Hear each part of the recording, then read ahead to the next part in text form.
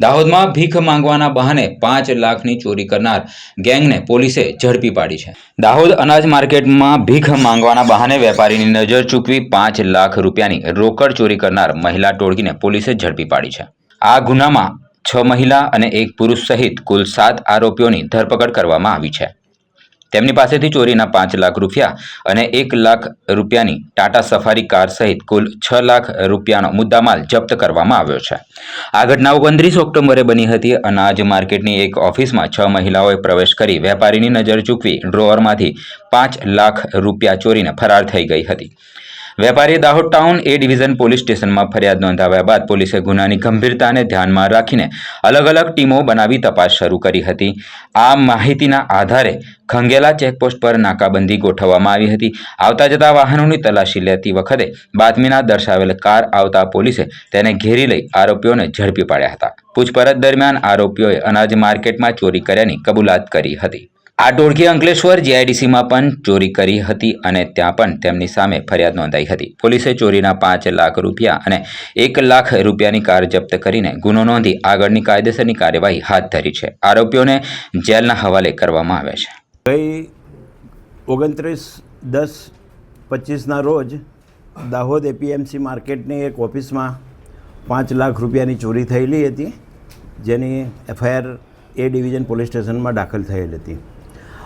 આ ફરિયાદ દાખલ થયા પછી ડિવિઝન ડીવાયએસપી શ્રી ભંડારી સાહેબ તથા દાહોદ એસપી શ્રી રવિરાજસિંહ જાડેજા સાહેબની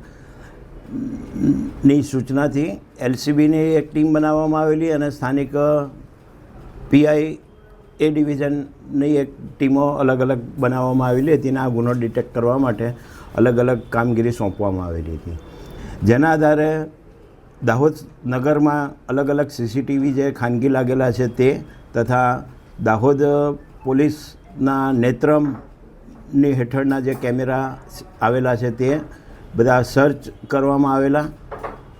એનાથી એક ખાનગી વાહન ટાટા સફેદ કલરનું વાહન જાણવા મળેલું ને તેમાં 6-7 આરોપીઓ જતા શંકાસ્પદ જોવા મળેલા।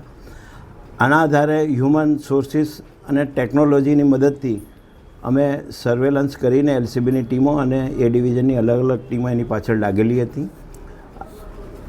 જાણવા મળેલું કે આ લોકો ઇન્દોર તરફ ગયેલા હતા અને હ્યુમન સોર્સિસની મદદથી જાણવા મળેલ કે એ લોકો પરત ઇન્દોરથી દાહોદ અમદાવાદ તરફ આવી રહેલા છે।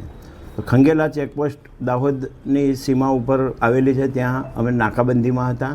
આ દરમિયાન આ વાહન શંકાસ્પદ જે જણાતું હતું એ મળી આવેલ અને એ અમે પકડી લીધેલું વાહન, એમાં 7 જેટલા આરોપીઓ મળી આવેલા।